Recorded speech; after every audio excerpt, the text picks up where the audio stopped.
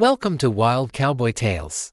Out here, the past is a ghost that rides alongside every man. Some try to outrun it, some try to drink it away. But the most dangerous ghosts are the ones you don't even know you're carrying.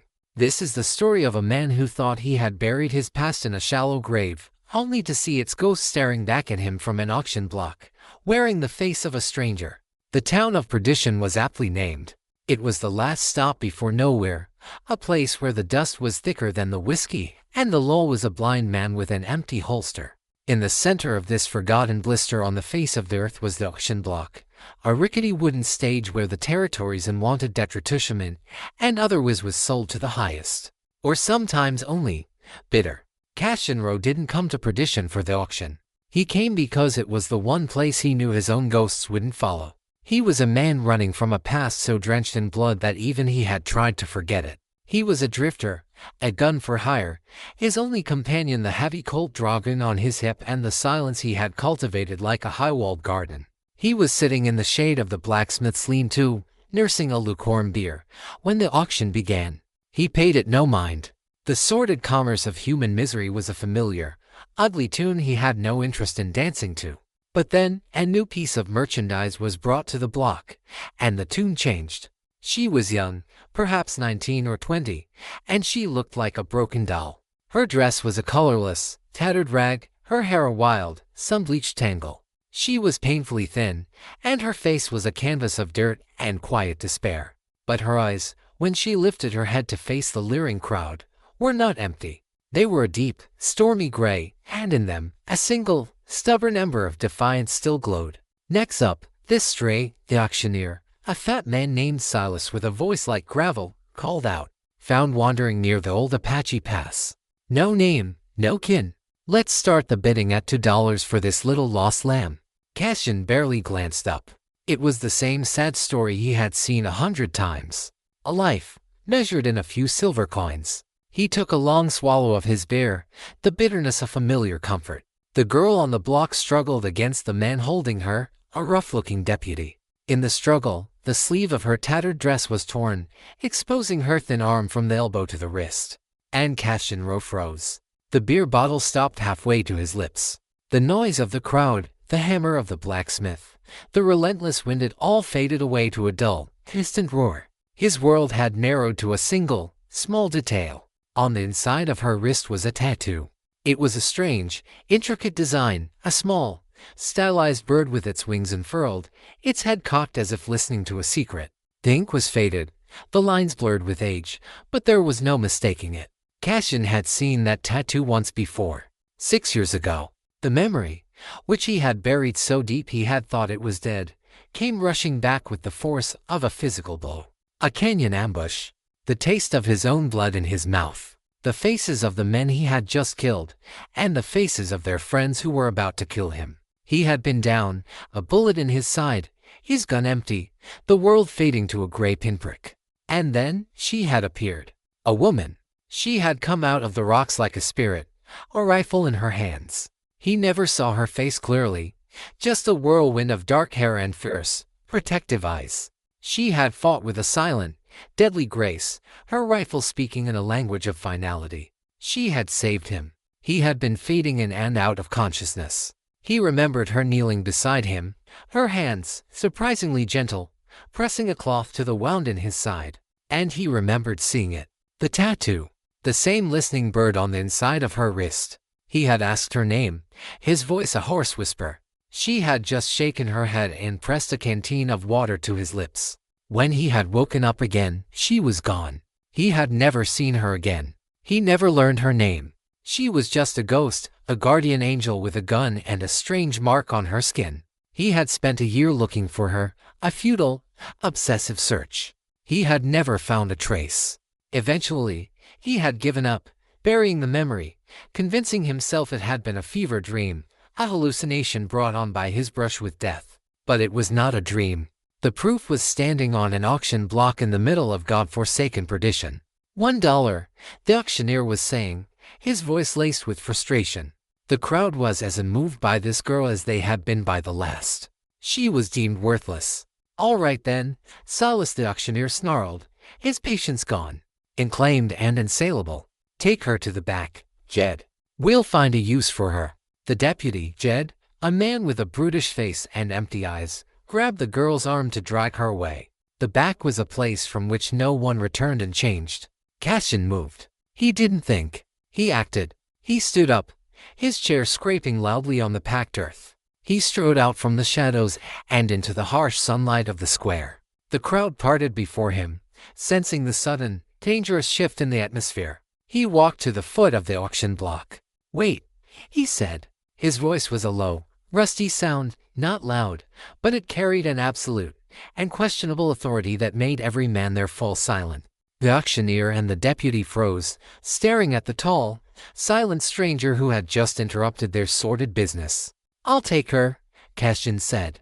Silas the auctioneer blinked, a greedy light coming back into his eyes. "Well now, stranger. Glad to see a man of taste. Bidding starts at $1. Cassian didn't even look at him. His eyes, a pale, piercing blue, were locked on the girl, on the tattoo. He reached into the deep pocket of his duster and pulled out a heavy gold coin. A $20 double eagle. He tossed it onto the platform. It landed with a sound that was as loud as a gunshot in the stunned silence. "That should cover it," he said. The auctioneer stared at the coin, his jaw slack. It was more money than he had seen in a month. The girl, Lyra, though Cassian didn't yet know her name, stared at him, her gray eyes wide with a mixture of terror and utter confusion. She had just been traded from one hell to another, for a price she couldn't comprehend, by a man whose face was a mask of grim, unreadable intensity. She began to struggle, a wild, cornered look on her face. "No," she whispered. "Please."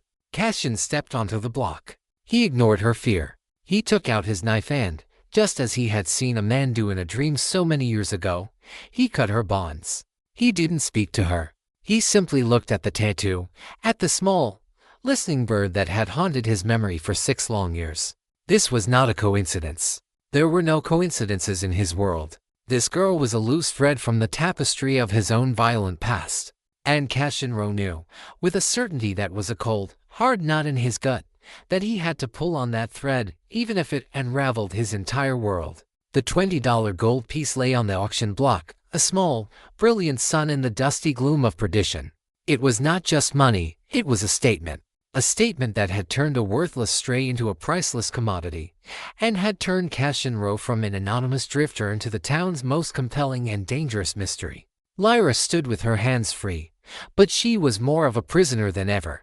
She rubbed her raw wrists, her stormy gray eyes fixed on the tall, silent man who had just bought her. He was not leering at her like the others. He was looking at her with a strange, unnerving intensity, as if he were trying to solve a puzzle. The fear she had felt before was now compounded by a deep, terrifying confusion. "Come," Cassian said, his voice a low command. He stepped off the block and started walking, not looking back, simply assuming she would follow. She hesitated for a moment, a wild, desperate instinct to flee warring with the cold, hard reality of her situation. She was alone, penniless, in a town full of vultures. This man, whoever he was her only protection, however questionable, however terrifying. With a deep, shuddering breath, she followed him. He led her to the livery stable, a place that smelled of hay, horse sweat, and the quiet, honest work she had almost forgotten. He bought 2 horses, not the cheapest nags, but strong, sturdy animals built for the trail. He bought saddles, blankets, and a sack full of provisions. He paid for it all with more gold coins, his wealth as silent and understated as his presence. He worked with a quiet, focused efficiency, saddling the horses, packing the supplies. He did not speak to her. He did not look at her. He treated her as if she were a shadow he was reluctantly allowing to trail behind him. When he was done, he turned to her. He held out the reins of one of the horses. "You ride," he said. It was not a request. He was not asking her to ride behind him. He was giving her her own mount, her own small piece of autonomy. It was a gesture so unexpected it threw her off balance. They rode out of perdition, to silent figures heading east, into the vast, empty plains. The sun began to set, and the world became a canvas of long shadows and muted colors. They made a cold camp that night in a shallow, rocky arroyo. He built a small, smokeless fire. He handed her a piece of jerky and a canteen. He took the first watch, sitting with his back against a rock, his rifle across his lap, a silent and moving sentinel. Lyra lay wrapped in her new blanket, the warmth a foreign, almost forgotten sensation. She could not sleep. Her mind was a whirlwind. Who was this man? Why had he paid a fortune for her, only to treat her with such a detached, impersonal distance? And why, she wondered with a chill, did he sometimes look at her wrist, at the faded bird tattoo, with such a strange, haunted expression? The tattoo. It had been there for as long as she could remember. She had no idea where it had come from. Her memory of her early childhood was a fog, a collection of fragmented, dreamlike images. Her life, as far as she could remember, had been a series of institution orphans, workhouse, a life of being passed from one hand to another, always unclaimed, always alone. The bird was the only constant, the only thing that was truly hers. The next day, they rode on. The silence between them was a living thing, a third presence on the trail. Cassian rode slightly ahead, his eyes constantly scanning the horizon. He was a man at home in the wilderness, his senses attuned to its subtle rhythms. That afternoon, they were not alone. Cassian saw them first. 3 riders, cresting a hill behind them, moving fast. "Company," he said, his voice flat. Lyra looked back. The riders were still distant specks, but they were closing. "Who are they?" she asked, her heart beginning to pound. "Trouble," he said simply. He urged his horse into a faster pace. "Stay with me." It was a chase. The 3 riders were relentless, pushing their horses hard. They were not lawmen. They were predators. "They're from the town," Cassian said, his voice tight. "From the auction. They think I'm a rich fool, and you're the prize." He led them on a desperate, weaving chase through the broken country. He was a master rider, using the terrain to his advantage, trying to shake their pursuers. But the 3 men were skilled trackers, and they were driven by greed. They were being herded. Cassian realized it with a cold, grim certainty. The riders were not just chasing them, they were pushing them towards a specific destination. A narrow, box canyon. A D-trap. They had no choice. They galloped into the canyon, the hoofbeats of their pursuers echoing behind them. The canyon walls rose up on either side, steep and unscalable. The canyon ended in a sheer rock face. They were trapped. Cassian and Lyra dismounted, pulling their horses behind a jumble of large boulders. Cassian drew his Colt dragoon, its long, heavy barrel seeming like a cannon in the enclosed space. "Stay down," he commanded, his voice a low, hard growl, "and stay behind me." The 3 riders entered the canyon, slowing their horses, their faces triumphant. They were the same 3 miners who had confronted them in town. Nowhere left to run. Rich man, the leader, the man with the greasy beard, called out, his voice echoing off the rock walls. "Just give us the girl and the gold, and we might let you walk out of here." "I'm not a walking man," Cassian replied, his voice calm, almost conversational. He rose from behind the boulder. The Colt in his hand bucked once, its roar deafening in the canyon. The leader of the miners was thrown from his saddle, a neat, black hole in his forehead, a look of utter surprise on his face. The other 2 men, shocked by the sudden, deadly turn of events, fumbled for their own guns. Cassian fired again. The second man cried out, clutching his shoulder, and fell from his horse. The third man, seeing his companions fall, lost his nerve. He wheeled his horse around and galloped away, a desperate, fleeing coward. It was over in 3 heartbeats. The silence that fell was shocking, broken only by the groans of the wounded man and the nervous stamping of the horses. Cassian walked out from behind the boulder. He ignored the dead man. He walked to the outlaw who was clutching his bleeding shoulder. The man looked up at him, his face a mask of pain and terror. Cassian looked down at him, his pale blue eyes as cold and empty as the sky. "You made a mistake," he said, his voice a flat, emotionless monotone. He raised the Colt. "No," Lyra screamed, scrambling out from behind the rocks. "Don't. Please." Cassian paused, his gun still aimed. He looked at her, and his expression was that of a complete stranger. The quiet, distant man was gone. In his place was a killer, a man who dealt in a currency of final, absolute violence. He looked from her horrified face to the terrified, pleading man on the ground. A long, silent battle seemed to play out in his eyes. Slowly, Deliberately, he lowered the gun. He turned and walked back to her, leaving the wounded man to his fate. He stood before her, the smoking pistol in his hand. She looked at him, at the man who had just saved her life again, at the man who had been about to casually execute another human being. She was terrified of him, and she was, to her own horror, drawn to the terrible, violent certainty that radiated from him. "You need to learn something, girl," he said, his voice a rough, hard rasp. "Out here, there are no saviors. There are only wolves and lambs. You decide which one you're going to be." He turned and began to tend to the horses, his movements once again calm and efficient, as if the brief, brutal explosion of violence had never happened. Lyra stood there, shaking, the smell of gunpowder sharp in the air. She had been bought by a ghost, but she was beginning to realize that the ghost she was tied to was not a spirit of peace. It was a ghost of death. The aftermath of the gunfight was a quiet, grim affair. They left the dead man where he lay, a silent testament to the canyon's brutal justice. The wounded outlaw, seeing that he was to be spared, had scrambled onto his horse and fled, a messenger of the deadly skill of the man who hunted his prize. They made their camp in the canyon that night, a place now haunted by the fresh ghost of violence. The silence between Cassian and Lyra was different now. It was no longer the silence of strangers. It was the heavy, charged silence of two people who had shared a life-or-death experience. Lyra watched Cassian as he cleaned his long-barreled Colt by the firelight. His hands were steady, his movements precise. He was a man intimately familiar with his weapon. The casual, almost mechanical way he had dispatched the outlaws had shaken her to her core. She had spent her life as a victim of the world's casual cruelty. She had never been this close to the man who wielded it. "You've done that before," she said, her voice a quiet statement. Cassian didn't look up from his work. "Done what?" "Killed a man." He paused, sliding the cylinder back into the pistol with a soft, metallic click. He looked into the fire, and its flames were reflected in his pale, empty eyes. "It's a skill," he said, his voice flat. "Like any other. You learn it, or you die." "Who taught you?" she asked, her curiosity overriding her fear. He was silent for a long time. "A man who's dead now," he finally said. "He taught me that the only way to survive in a world full of wolves is to be the wolf that's hungrier." He was not a good man. She knew that. But he had saved her.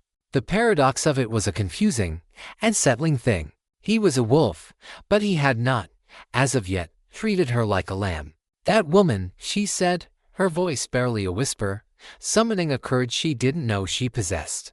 "The one you're looking for. The one with this." She held up her wrist, showing him the faded bird tattoo.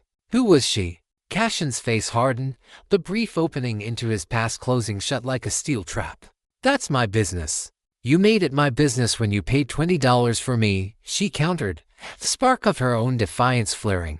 "You look at this mark like you're seeing a ghost. I have a right to know whose ghost I'm carrying." He looked at her, at the fire in her stormy gray eyes, and he saw something he had not expected.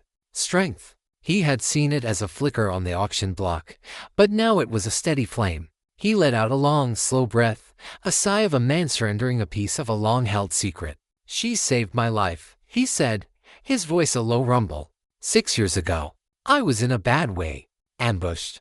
Left for dead. She came out of nowhere. Fought like a demon. Patched me up." He looked at his own hand, as if he could still feel the phantom touch of her fingers. "I never saw her face clearly. I never learned her name. All I remember is that tattoo." "And you think I'm her?" Lyra said, the pieces clicking into place. He shook his head. "No," he said, and the certainty in his voice surprised her. "You're not her. You're too young. And your eyes. They're different." He looked at her wrist again.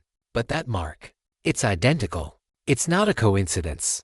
There are no coincidences." "So what am I?" she pressed. "Her daughter. Her sister."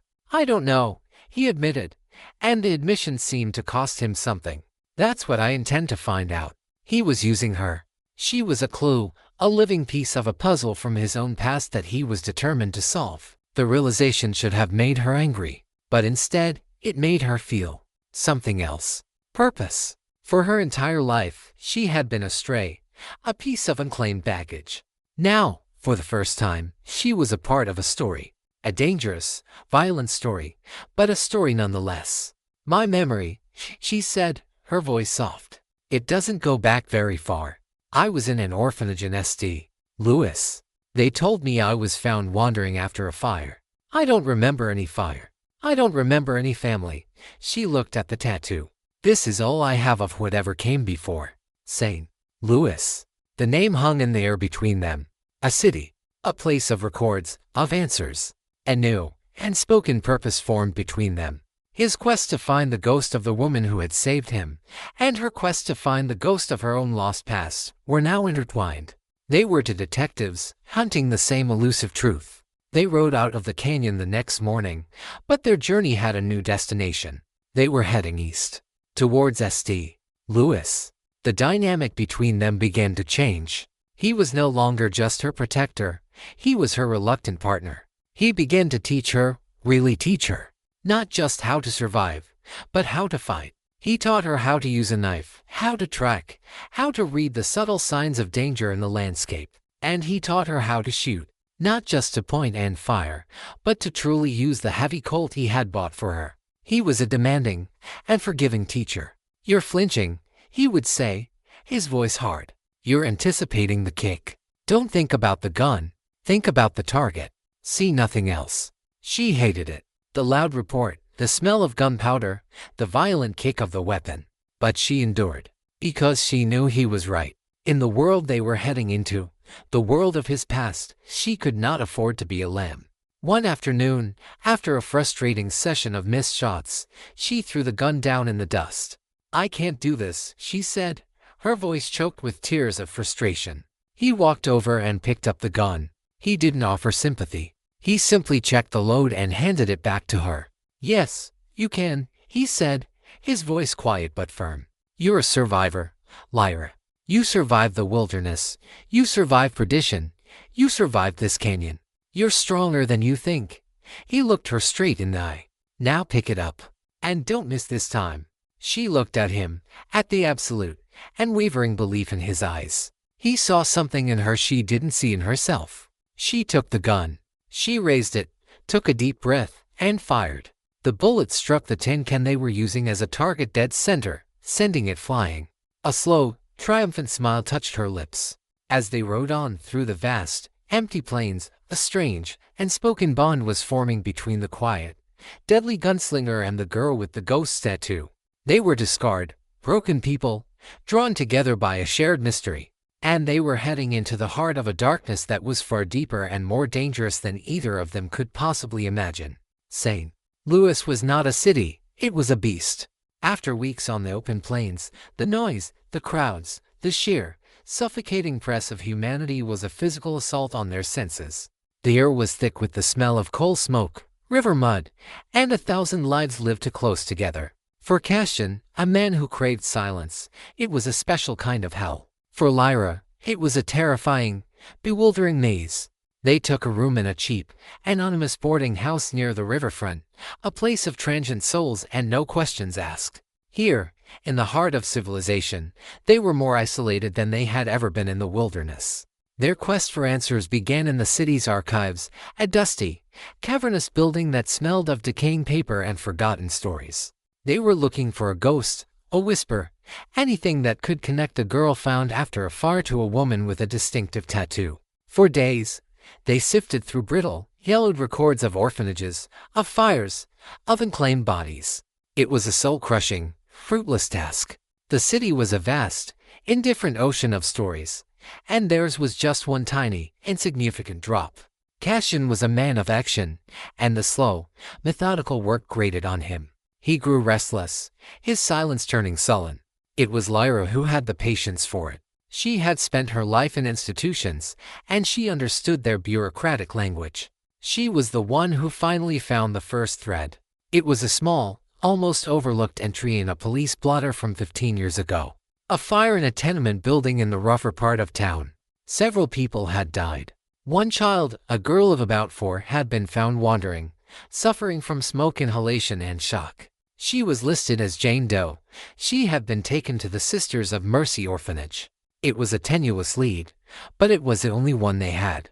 They went to the orphanage, a grim, imposing brick building run by a stern-faced mother superior who looked at them with suspicion.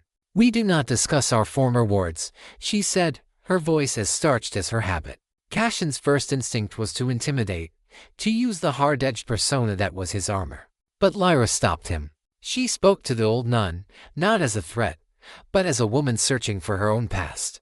She told her story, her voice quiet and sincere. She showed her the tattoo.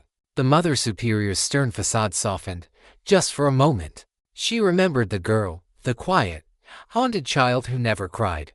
And she remembered the strange mark on her wrist. She led them to a dusty records room and left them with a single, slim file. Inside was Lyra's past. Her name had not been Jane Doe. It had been Lyra. But there was no surname. The file contained a few scant details, and a single, folded piece of paper that had been found tucked into the pocket of her soot-stained dress. It was a drawing. A child's drawing, done in charcoal. It was a crude, simple picture of a woman's face. A woman with dark, smiling eyes. And on the wrist of the arm she was holding up, the child had drawn a small, listening bird. It was the first tangible link to her past, the first proof that she had belonged to someone. Lyra stared at the drawing, a wave of emotion so profound it almost buckled her knees. The file also contained one more piece of information. The address of the tenement building that had burned. They went there. The building was long gone, replaced by a row of warehouses. It was a dead end. As they stood on the street corner, a sense of despair began to settle over them. They had a drawing and a location, but nothing more. It was Cassian who saw the other side of the puzzle. "My ghost," he said, his voice a low rumble. She was a fighter. She wasn't a tenement dweller. He looked around at the rough, brawling nature of the neighborhood. But this is the kind of place a woman on the run might hide. He began his own, different kind of investigation. He left Lyra at the boarding house and disappeared into the city's underworld. He went to the saloons, the gambling dens, the places where secrets were a commodity. He was a different man in this environment. He was no longer the silent mountain man. He was the shade, a man who spoke the language of whispers and violence. He was looking for a name. Silas Kane, the justice of the peace who had signed Sarah Ward's wanted poster. The name was a long shot, a ghost from a different story, but Cassian operated on instinct, and his instincts told him that all these threads of violence and loss were connected. He found the name in a smoke-filled poker room, whispered by an old, drunken gambler. Silas Kane had not been a justice of the peace. He had been a fixer, a man who provided legal cover for the city's most powerful criminal, a man named Marcus Thorne. And Thorne had a particular, nasty reputation for his trade in indentured servancy on women, bought and sold like property. The pieces of the puzzle were beginning to form a dark, ugly picture. A powerful criminal, a trade in human lives, a woman on the run, a fire. While Cassian hunted in the shadows, Lyra found her own clue. She was sitting in their boarding house room, staring at the child's drawing, when she noticed something she hadn't seen before. In the corner of the drawing, almost invisible, were two small, faint letters. Not letters, symbols, a star, and next to it, a crescent moon. It was nothing, a child's doodle, but it was something she hadn't had before. When Cassian returned that night, his face grim with the information he had gathered, they put their two pieces of the puzzle together. "Marcus Thorne," he said, telling her what he had learned. "He runs this city's underworld, and he deals in women." Cassian stared at the symbols. He had seen them before. They were brands, used not for cattle, but for people. They were the marks of ownership for a particularly nasty smuggling ring that operated along the river. The story was becoming clearer, and more terrible.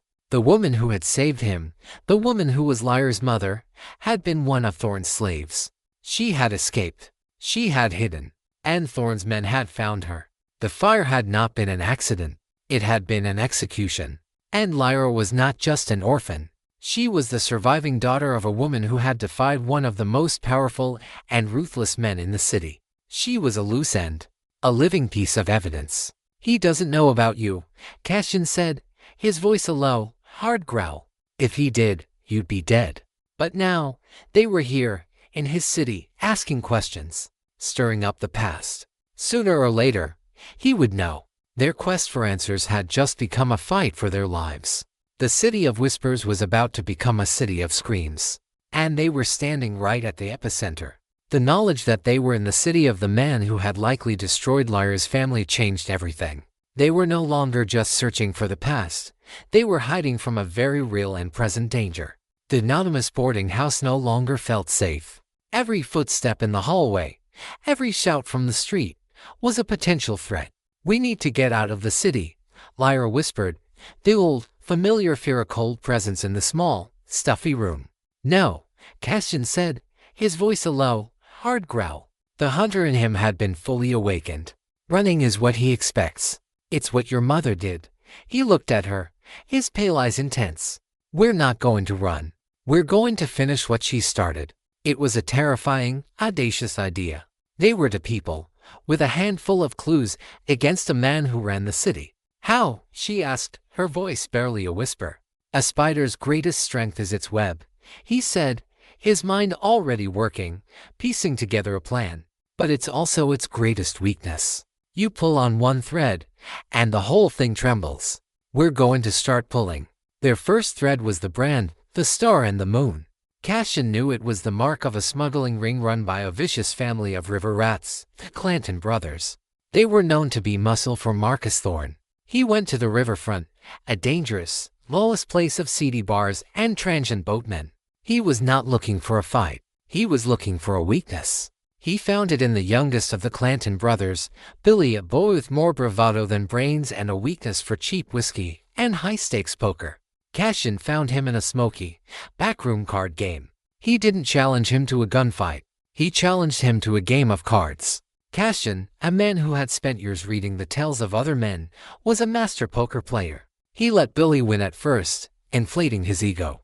Then, slowly, methodically, he began to take him apart. He took his money, his watch, and finally, his dignity. When Billy was drunk, broke, and furious, Cassian made his move. He followed him into the alley behind the saloon. He didn't pull a gun. He simply cornered him, his silent, menacing presence more intimidating than any weapon. He asked him about a fire, 15 years ago. About a woman with a tattoo of a bird.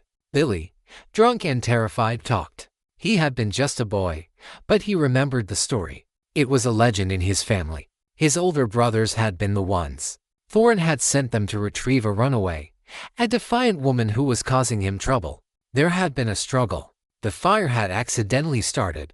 They had gotten the woman, but the child had disappeared in the smoke. They had assumed she was dead. They took her back to Thorne, Cassian asked, his voice a low, dangerous whisper. Billy nodded frantically. "Yeah, he made an example of her. No one defies Marcus Thorne." The last piece of the story of Lyra's mother was in place. She had not died in the fire. She had been captured, and she had been executed.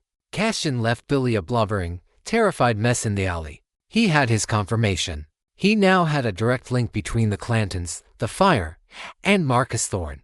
It was time to pull the next thread. While Cassian was in the shadows, Lyra was working in the light. She took the child's drawing, the one piece of her mother's legacy, and she began to visit the old print shops and artist suppliers in the city. She was looking for anyone who might recognize the style of the paper, the specific type of charcoal. It was a long shot, a desperate search. But after days of fruitless inquiries, she found him. An old, half-blind German engraver who had a shop in the immigrant quarter. He recognized the paper. "This is a special stock," he said, his fingers tracing the texture. "I used to sell it to only one person. A very talented woman. An artist. She drew portraits down by the river." He squinted at the drawing of the woman's face. "This is her style." Yes. Her name was Alara. He looked at Lyra, and his old eyes widened in recognition. "My God," he whispered. "You have her eyes." Alara. Her mother had a name. She was not just a ghost. She was an artist. A real person. The old engraver gave her one more piece of the puzzle.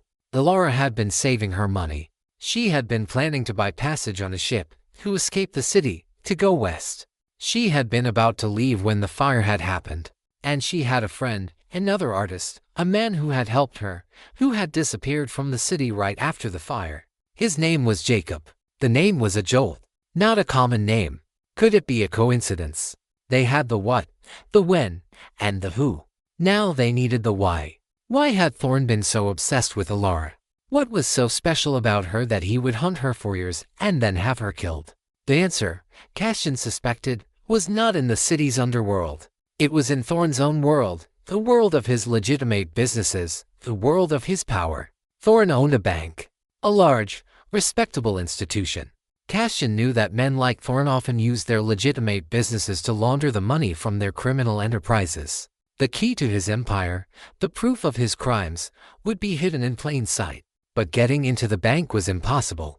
It was a fortress.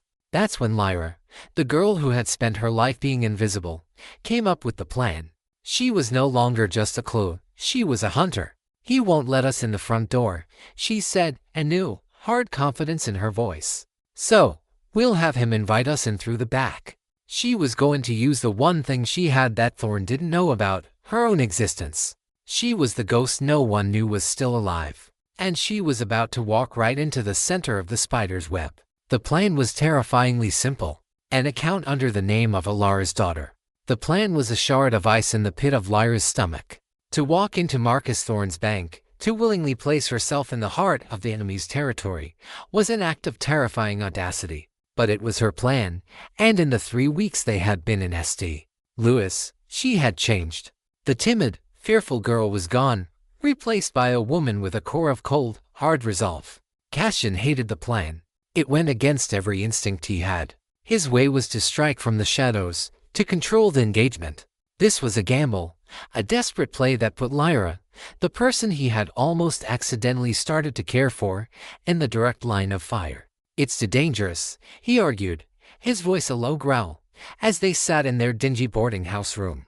"It's the only way," she countered, her stormy gray eyes meeting his without flinching. "You can't get into his vault, Cassian. But I can. He doesn't know who I am. He'll see a girl, an orphan, claiming a non-existent inheritance. He'll be curious. He'll be arrogant. He'll want to see the ghost's daughter for himself.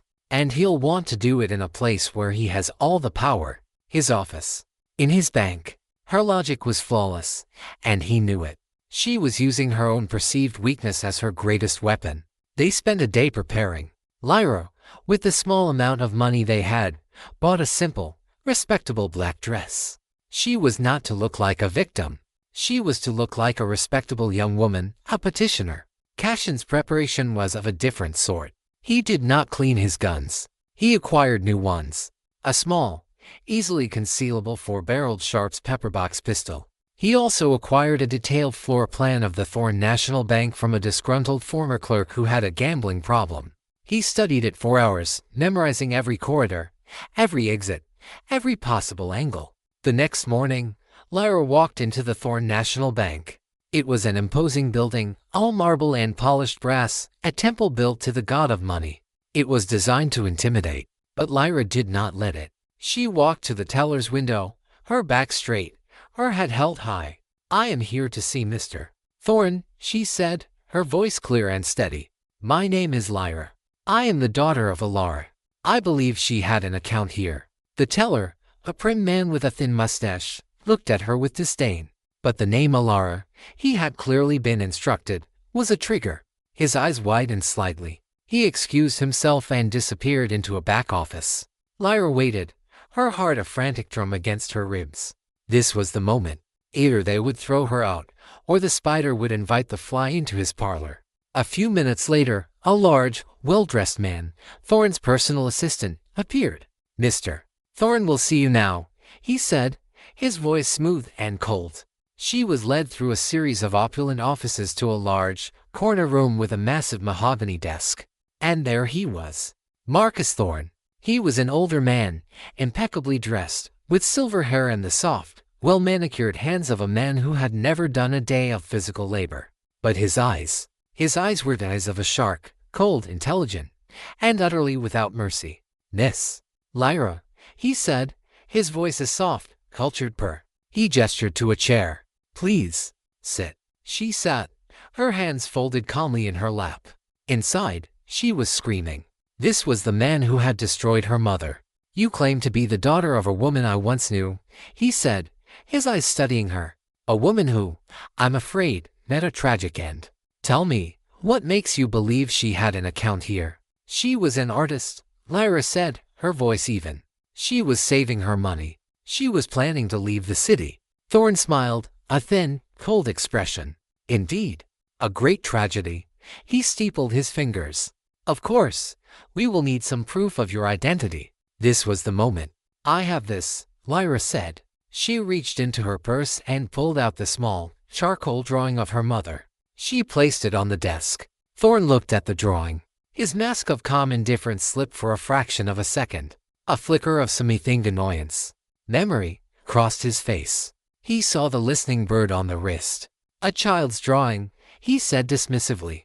Hardly proof. There is one other thing, Lyra said. She slowly, deliberately, pushed back the sleeve of her dress, revealing the faded tattoo on her own wrist. Thorne stared at the tattoo. The silence in the room was absolute. He looked from the bird on her wrist to the bird in the drawing, and then at her face, at the eyes that were so much like her mother's. He knew. In that moment, he knew she was not a grifter.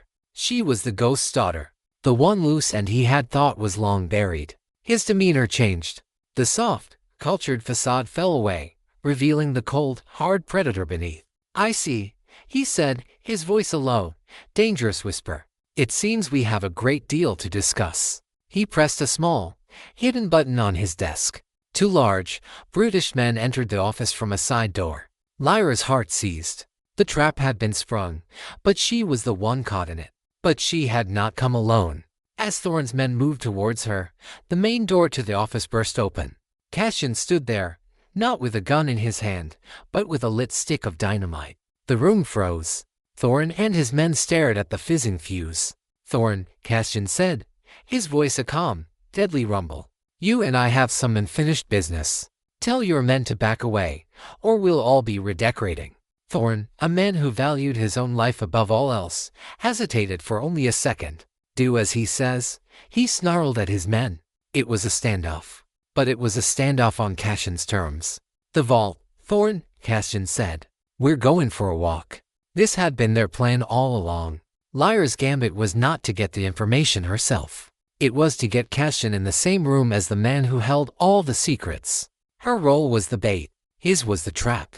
And it had just been sprung, perfectly.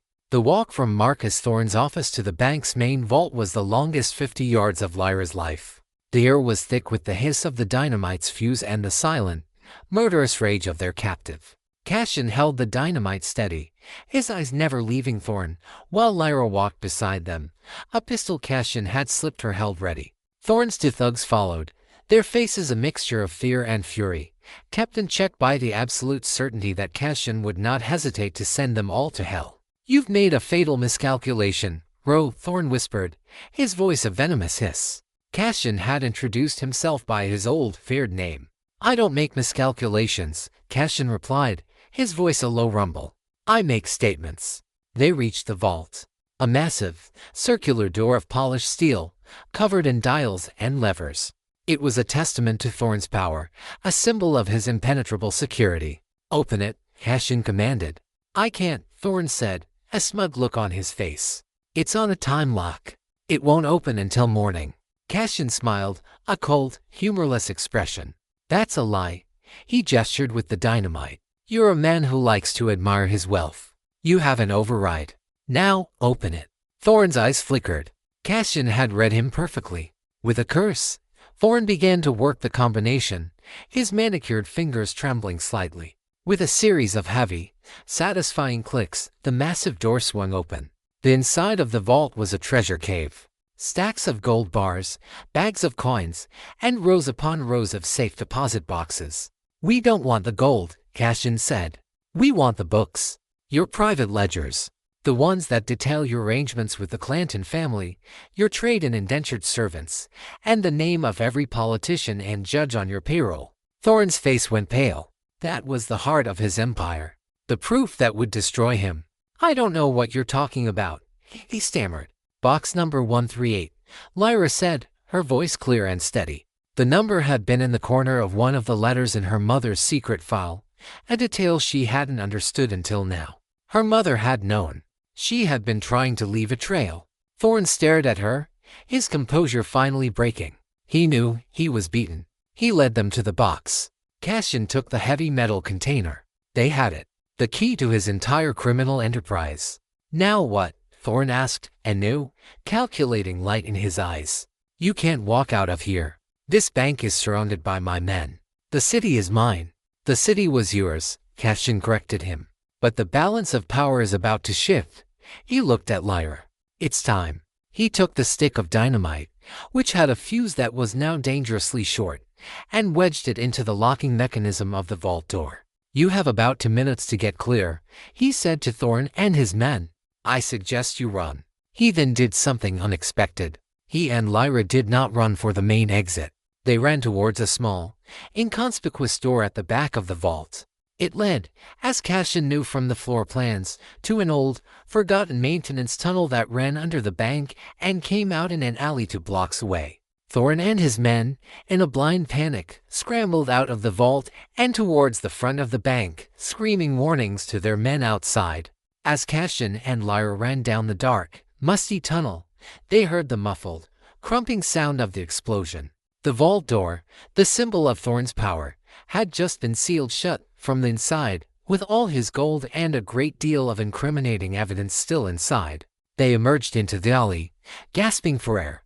They had the ledgers. They had won. But as they stood there, in the relative safety of the shadows, the sounds of the city changed. The initial shouts of panic from the bank were being replaced by a new sound. The sound of police whistles. And the thunder of approaching hoofbeats. It was not Thorne's men. It was the law. But Cassian knew that in a city Thorne owned, the law was just another one of his gangs. We have to get out of the city, Lyra said, her voice urgent. No, Cassian said, his eyes scanning the rooftops. We can't outrun them. We have to end this. Here. Tonight. He looked at her, at the girl who had walked into the lion's den and had emerged with its heart. Your mother was a brave woman, he said. It's time we honored her. He was not going to run. He was not going to hide. He was going to use the evidence they had just stolen to start a fire that would burn Marcus Thorne's entire rotten empire to the ground. The vault had been the first battle. The war for the city was about to begin. The city night exploded into a symphony of chaos. The explosion at the bank, though muffled, was a signal that sent shockwaves through the St. Louis underworld. Marcus Thorne, for the first time in his long, criminal career, had been struck hard, in the very heart of his own kingdom. For Cassian and Lyra, the city became a hunting ground. They were no longer the prey, they were the hunters. But they were hunting not with guns, but with the truth. The ledgers they had taken from Thorne's vault were a weapon far more powerful than any pistol. They found a refuge in the labyrinthine immigrant quarter, in the back room of the old German engraver's shop. The old man, whose name was Klaus, was a man who had seen enough of tyranny in his own lifetime to recognize it in Thorne. He hid them without question. In the flickering candlelight of the small room, they spent the night poring over the ledgers. It was a testament to a lifetime of calculated evil. Names, dates, payoffs. A roadmap of the city's corruption, from the lowest dock worker to the highest city official. This is enough to hang him 10 times over, Cassian said, his voice a low, grim whisper. But how do we use it? Lyra asked. The law, the newspapers. Thorne owns them all. Then we don't go to them, Cassian said, a cold, hard glint in his eye. We go to the people. We give the truth back to the city he's been bleeding dry. Their plan was a desperate, dangerous one. They would become printers, publishers of their own terrible truth. With Klaus's help, they spent the next 2 days in a fever of activity. They used the old engraver's printing press not to create art, but to create handbills. Single sheets of paper, detailing the most damning evidence from the ledgers. They printed the names of the corrupt politicians. They detailed the extortion rackets that were crippling the city's merchants. They told the story of the indentured servants, of the women like Ilara who had been bought and sold. And at the bottom of each handbill, they printed the symbols of the star and the moon, and a single, chilling question: who really runs this city? While they worked, Thorne was tearing the city apart looking for them. He had put a massive bounty on their heads.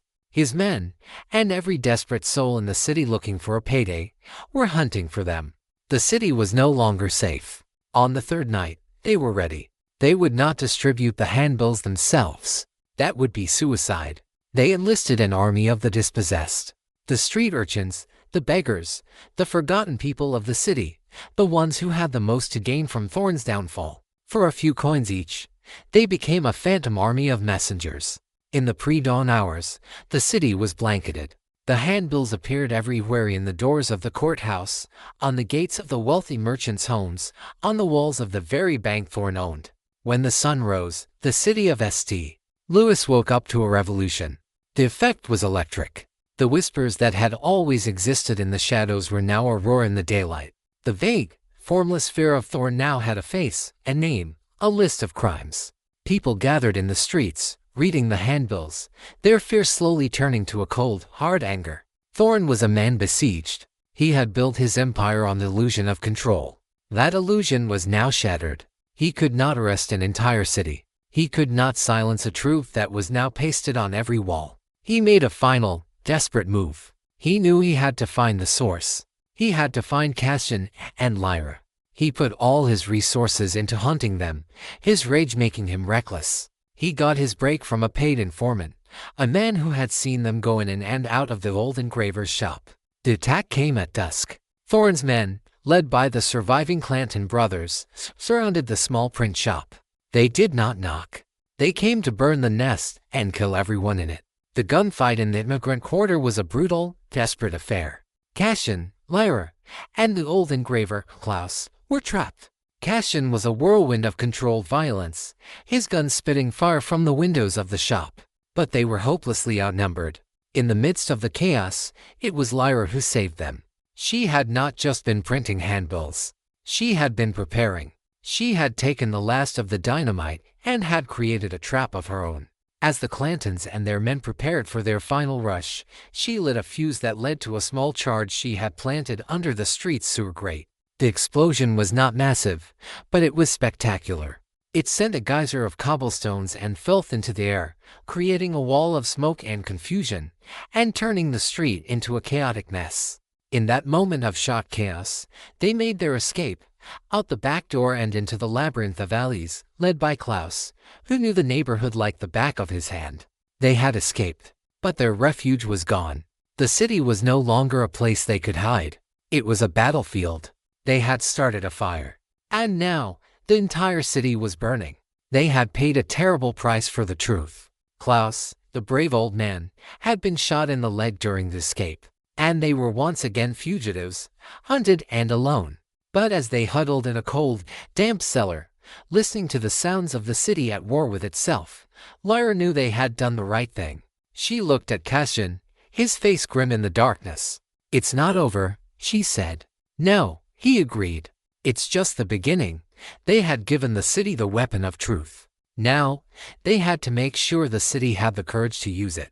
The gunfight at the print shop was the final spark that ignited the city. The open, brazen attack by Thorn's men on a beloved old craftsman in the heart of the immigrant quarter was an act of arrogance too far. The simmering anger of the populace boiled over into open revolt. The city of St. Louis became a war zone. It was not a coordinated revolution.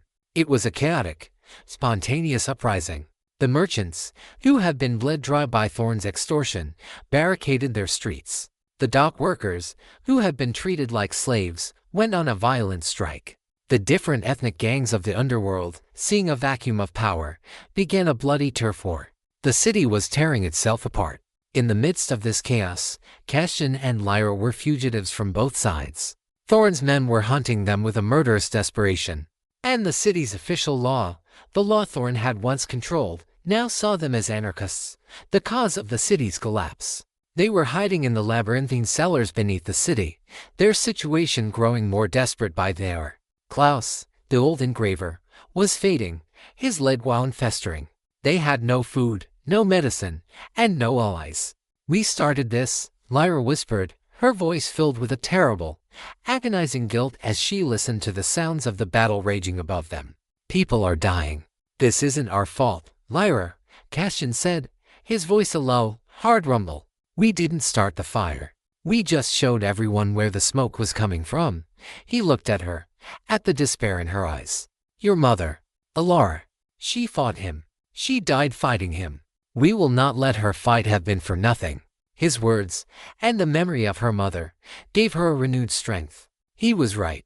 They had to see this through. They had to ensure that from these ashes, a new, better city could rise. They knew they had one last card to play. The original ledgers. The handbills had been the accusation. The ledgers were the proof. They had to get them into the right hands. Not the city police, who were corrupt, but a higher authority. They learned from the whispers in the underworld that a federal marshal, a man known for his incorruptible nature, was in the city, sent to investigate the chaos. His name was Elias Vance. He had set up a temporary headquarters in the central post office, the one federal building Thorne did not control. Getting to him would be a suicide mission. The post office was in the center of the city, and to get there, they would have to cross a mile of open, contested territory. But they had no choice. It was their final, desperate gambit. They made their move at dawn.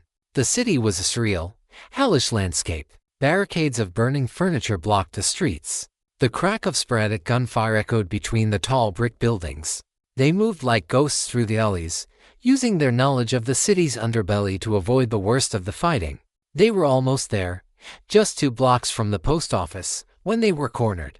A group of Thorne's men, led by the last of the Clanton brothers, trapped them in a narrow alley. It was a desperate, final stand. Cassian was a demon of violence, his gun spitting fire. But they were outnumbered. It was hopeless. As the last of their ammunition was spent, and the Clantons moved in for the kill, a new sound entered the fray. A volley of disciplined, coordinated rifle fire from the rooftops above them. The Clantons and their men were cut down in a hail of bullets. Cassian and Lyra looked up, stunned. On the rooftops were not Thorne's men, and not the city police. They were a hard-faced, well-armed group of men who moved with a professional precision. The Pinkertons. Their leader, a man with a graying mustache, rappelled down a rope into the alley. He looked at Cassian, at the heavy Colt dragoon in his hand. Cassian Rowe, the agent said, I thought you were dead. It was a man from Cassian's past, a man he had ridden with, years ago, before his life had fallen apart. I got better, Cassian said, his voice a dry rasp. The Pinkertons had been brought into the city by the same forces that had brought the federal marshal. The chaos had grown too great. The powers in Washington had finally decided to intervene. They escorted Cassian and Lyra through the final, dangerous blocks to the post office. There, in the marshal's temporary office, they laid the ledgers on his desk. The reckoning had finally come. With the ledgers as a roadmap, and the Pinkertons as his army, Marshal Vance began the methodical process of cleaning up the city. Marcus Thorne was arrested in his own opulent home, a surprised, sputtering man who could not believe his web of power had finally been broken. The corrupt politicians and judges were rounded up. The gangs were dismantled. The war was over. A week later, Cassian and Lyra stood on the platform of the St. Louis train station. The city was still scarred, but it was quiet. The fever had broken. Klaus, the old engraver, was recovering, his bravery to be rewarded by the new, honest city government. Where will you go? Lyra asked Cassian. He looked at her. In the crucible of the past weeks, they had been forged into something new. The ghosts of their pasts were not gone, but they were quiet now. I don't know, he said. And for the first time, the words were not a statement of loneliness, but of possibility. He reached out and took her hand. But I don't think I'll be going alone. Lyra smiled, a genuine, heartfelt smile that reached her stormy gray eyes. She had found her past. She had avenged her mother. And in the process, she had found something she had never had before. A partner. A future. They boarded the train, heading west, away from the city of whispers and screams, towards the open, empty plains. They were two survivors, two scarred but unbroken souls, leaving the ghosts of the past behind them, riding towards a new, and written story of their own. The journey west was a slow, quiet and winding. The roar of the city faded behind them, replaced by the rhythmic clatter of the train wheels and the vast, healing silence of the prairie. For Cassian and Lyra, it was a passage not just through space, but through time, away from the ghosts of St. Lewis, and towards an unknown and written future. They did not speak much of what had happened. The violence, the fear, the desperate gambles, it was all too fresh to row. Instead, they existed in a comfortable, quiet companionship, the bond between them forged in fire and now settling into a strong, steady warmth. They left the train in a small, dusty town in the Colorado Territory, a place that was the antithesis of St. Louis. It was a place of new beginnings, a town where a person's past was less important than their willingness to work hard and build a life. With the substantial reward money they had received for their role in bringing down the Thorn Empire, they bought a small, abandoned ranch a few miles outside of town. It wasn't much, just a small, sturdy cabin and 100 acres of good grazing land, with a clear, cold creek running through it. For Cassian, it was the first time in his adult life that he had owned a piece of the world. He had spent his life as a transient, a ghost passing through other people's lives. The act of driving the first fence post, of repairing the roof of their own home, was a profound and deeply satisfying experience. The quiet, solitary man found a new kind of peace, not in the absence of people, but in the presence of one. For Lyra, it was the home she had never had. She filled the small cabin with the simple things that had been denied her for so long: the smell of baking bread, the warmth of a handmade quilt, the quiet beauty of a jar of wild flowers on the table. The stormy gray eyes, which had held so much pain and defiance, softened, revealing the gentle, resilient woman beneath. The tattoo on her wrist, the mark that had started it all, was no longer a symbol of a lost past. It was a reminder of the journey that had brought her here, to this place of peace, to this man. They were not a normal couple. Their pasts were too scarred for that. They were two solitary souls who had, against all odds, found a home in each other. Their love was not a fiery, passionate thing. It was a quiet, deep, and unshakable understanding, a bond built on the foundations of shared trauma and mutual respect. One evening, a year after they had settled in, they sat on the porch of their cabin, watching the sun set over the mountains.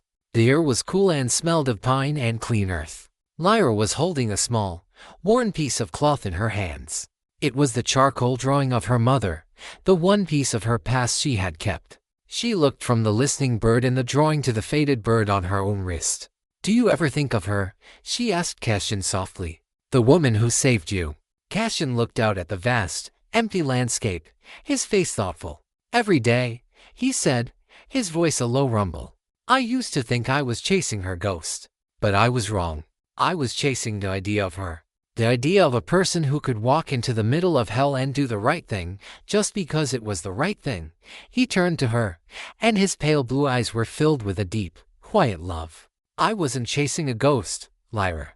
I was looking for you." He reached out and gently touched the tattoo on her wrist, the mark that had been a symbol of a past he couldn't forget. "You are not who I was looking for," he said, "and why do you remember what I have forgotten my whole life?" She smiled, a slow, beautiful smile that held all the warmth of the setting sun. "Because on that night," she said, her voice a soft, loving whisper, "you saved the life of someone who wasn't worth living." He pulled her close, and they sat there in a comfortable, perfect silence, two survivors who had found not just a home, but a redemption, in the heart of the wild and forgiving West. The ghosts were not gone. They were a part of them, but they were no longer a source of pain. They were the scars that told the story of how they had found their way home to each other.